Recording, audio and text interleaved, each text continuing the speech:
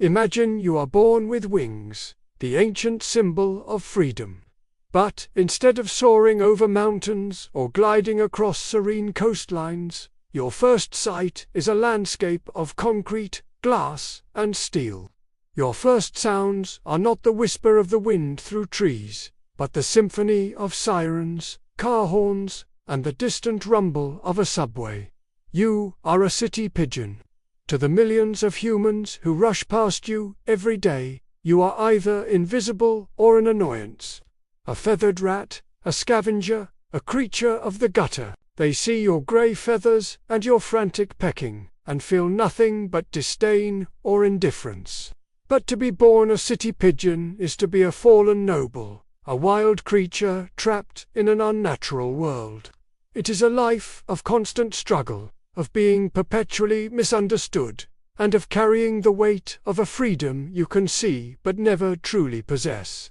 It is to be a ghost haunting a city that never chose you, and a home you never chose for yourself. Chapter 1. A noble bloodline. A gutter inheritance. You are not a creature born of the city's filth. Your ancestors were the rock doves, noble birds who nested on high sea cliffs, soaring with grace over crashing waves. They were symbols of peace, messengers for kings, and companions to gods in ancient myths. Their home was the wild, rugged edge of the world. But you inherited none of this legacy. Through domestication and abandonment over thousands of years, your lineage was dragged from the cliffs to the cold, hard ledges of skyscrapers. You carry the same intelligent mind, the same incredible navigational instincts, and the same resilient spirit as your ancestors. But your inheritance is not the open sky. It is the concrete jungle. You are royalty, born into exile, your noble bloodline forgotten and stained by the grime of the city streets. Chapter 2. The concrete jungle as a cage. The city is your entire world, but it was never designed for you. The forest of skyscrapers offers no soft earth, only hard, unforgiving surfaces. The asphalt rivers of the streets are treacherous, filled with roaring metal beasts that can crush you in an instant. The air is thick with pollutants that sting your eyes and clog your lungs. You learn to navigate this world not with the wisdom of nature, but with the desperation of a survivor. A window ledge becomes your cliff, a puddle of murky water your spring, and the shadow of a building your only shade. This is not a habitat. It is a prison grid. You can fly from one block to the next, from one rooftop to another. But you are always within the same cage, a labyrinth of concrete and noise from which there is no escape. Chapter 3. The humiliation of the crumb. Your life is governed by a single, relentless force: hunger. But you are not a predator hunting with dignity. You are a scavenger, a beggar, forever dependent on the carelessness of the city's true rulers. Humans, your days are a constant, frantic scramble. A dropped French fry, a discarded piece of a sandwich, a spilled handful of popcorn, these are the treasures you fight for.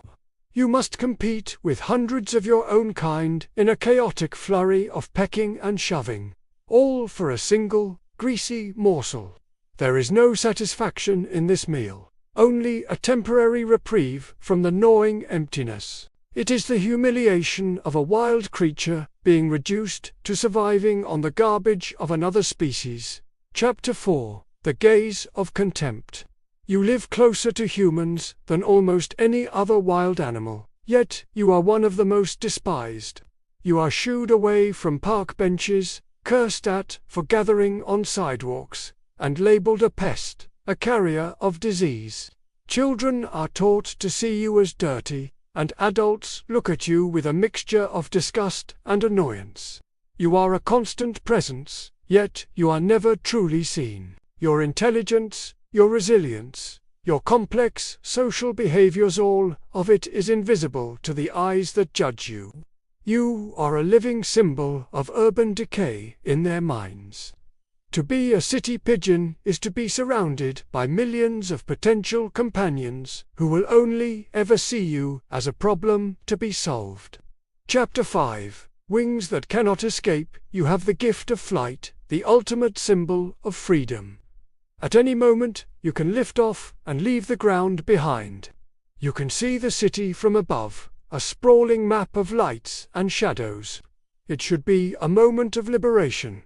But where would you go? The city is an island of artificial abundance in a sea of managed farmland and suburbs, where you are even less welcome. Your incredible homing instinct, which once guided your ancestors over vast oceans, now only serves to tether you to the same few city blocks where you know you can find food.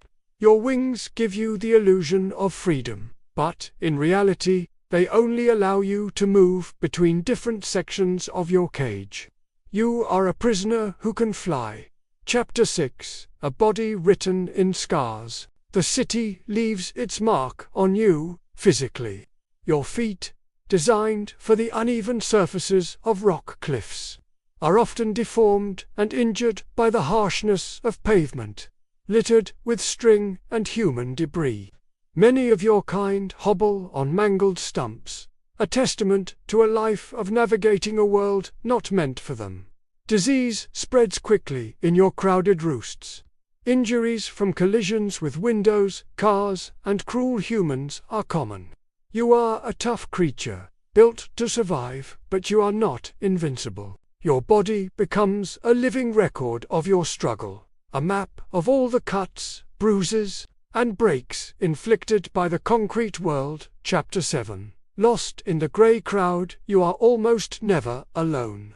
You are part of a flock, a swirling mass of grey and iridescent feathers that moves through the city like a single entity. But this is not the supportive pack of a wolf or the loyal family of an elephant. It is a crowd of desperate, anonymous individuals. In the flock, there is no true community, only competition. You gather for safety in numbers and to share information about a new food source, but there is no deep bond. If a predator strikes, the flock scatters in a panic, each bird for itself. There is a profound loneliness in being surrounded by thousands of others who are just like you, yet connected to none of them. Chapter 8. A brilliant mind. A scavenger's life. You are far more intelligent than you are given credit for. You can recognize individual human faces, remembering those who are kind and those who are cruel. You can learn complex roots and can even be taught to recognize words. Your brain is a powerful tool for problem solving and memory. But in the city, this brilliant mind is tragically underutilized. Your intelligence is not spent on navigating complex social structures or finding creative ways to build a nest. It is spent on one thing: figuring out the optimal time to snatch a piece of dropped food before a pedestrian's foot comes down.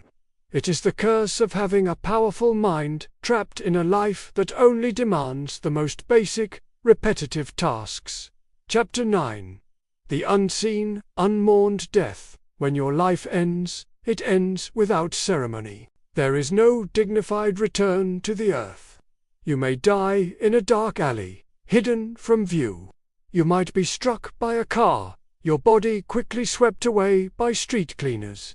Or you may succumb to sickness or starvation, your small grey form simply becoming another piece of the city's debris.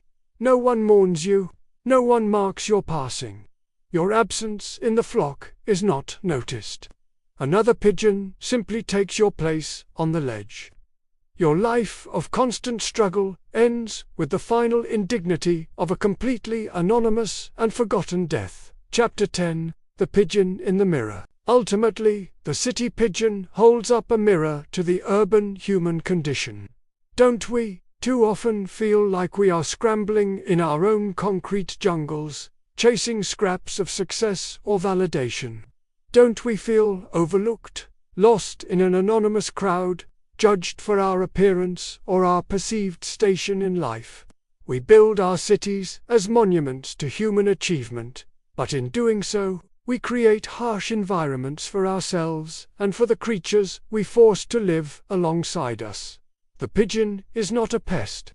It is a refugee. It is a reflection of our own resilience, our own desperation, and our own ability to survive in a world that often feels cold and indifferent, ending the graffiti-stained legacy. So, what does it mean to be born as a city pigeon? It means to carry the legacy of a king in the body of a beggar. It means to have wings that can soar but are chained to the city grid. It means to live a life of constant effort, only to be met with constant contempt. It means to be a symbol of resilience that no one ever stops to appreciate. Perhaps that is why to be born a city pigeon is one of the worst fates. You are a living, breathing piece of the city's soul, yet you are treated like a piece of its trash. You are a feathered ghost, forever haunting the concrete jungle. A silent testament to a life of tireless, thankless survival.